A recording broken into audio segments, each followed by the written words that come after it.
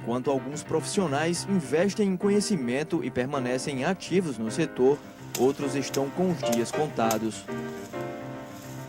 Em épocas de safra, cerca de 100 mil pessoas trabalham com o corte da cana em Alagoas. Um número bastante alto, mas que vem diminuindo gradativamente. A tendência é que a profissão do cortador de cana desapareça.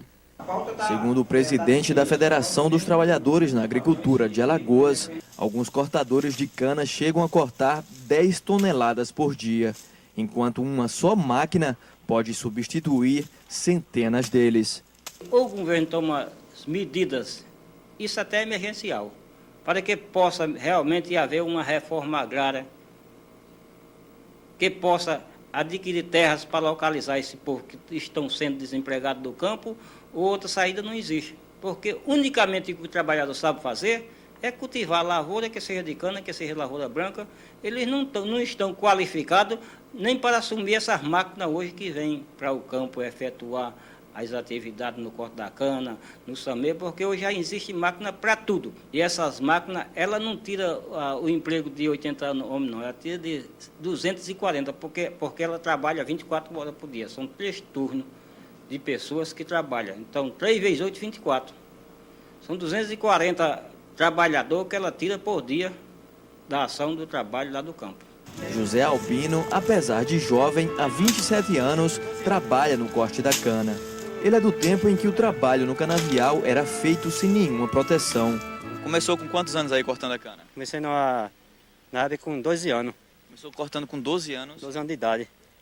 Mas por que foi que nessa idade assim tão novo? É porque naquele tempo era bem pouca, né?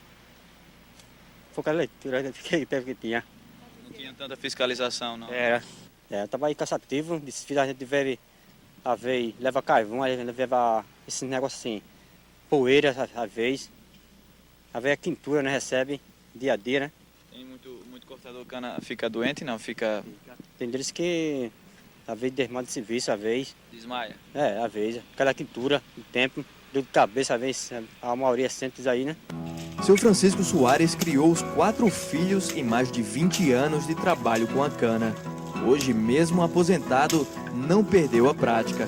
Ele é diretor do Sindicato dos Cortadores de Rio Largo e, ao lembrar o passado, acredita que o corte da cana não deixou de ser um trabalho difícil, mas que antes tudo era bem pior. Naquela época, diversas usinas, que nem a antiga Santa Malha, João de Deus e outras usinas que eu trabalhei, não existia cana queimada. Difícil só quando foi da moagem, era crua. E também não era solta, era amarrada.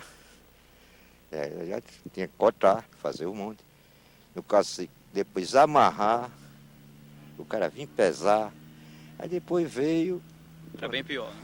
Bom, era muito mais pior. E como é que cortava quanto de cana? Era quanto? Cortava naquela época, e era por cento, não era por peso.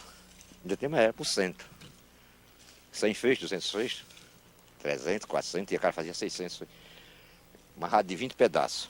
Existia nessas usinas por aí, isso era uma coisa que era triste. No final da semana, cadê o dinheiro? Comprar o que eles queriam no barracão, hoje mudou muito. Se fizer isso, a gente não aceita. Edson é cortador de cana há 10 anos e trabalha cerca de 7 horas e meia por dia. Chega a cortar 7 toneladas de cana para atender a média exigida pela usina. No final do mês você ganha quanto? 500, 530, 540, até 550 reais. Vai cortar 7 toneladas por dia. Você acha que ganha pouco? De acordo com o preço da cana-de-açúcar, eu acho pouco, né? Especialistas do setor garantem que a eliminação da queima da cana e a substituição dos trabalhadores pela máquina ainda vão gerar muito desemprego no campo e nas pequenas cidades onde a população vive do produto.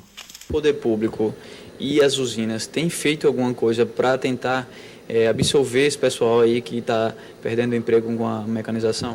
Infelizmente, de uma maneira planejada, não, né? Quer dizer, isso é uma preocupação.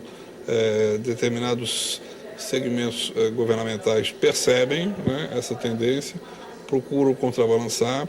Uma alternativa efetiva pode ser pela via da reforma agrária, né, os assentamentos rurais de reforma agrária, Mas, infelizmente, também essas áreas nem vêm sendo assistidas como deveriam ser, apoiadas, né, devidamente por políticas públicas.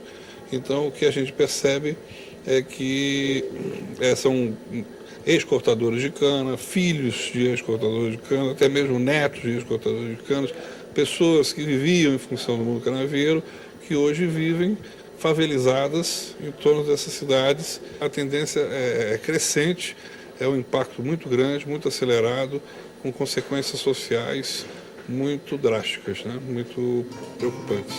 Além da possibilidade do desemprego, os cortadores de cana ainda sofrem com descumprimento de obrigações trabalhistas por algumas usinas do estado.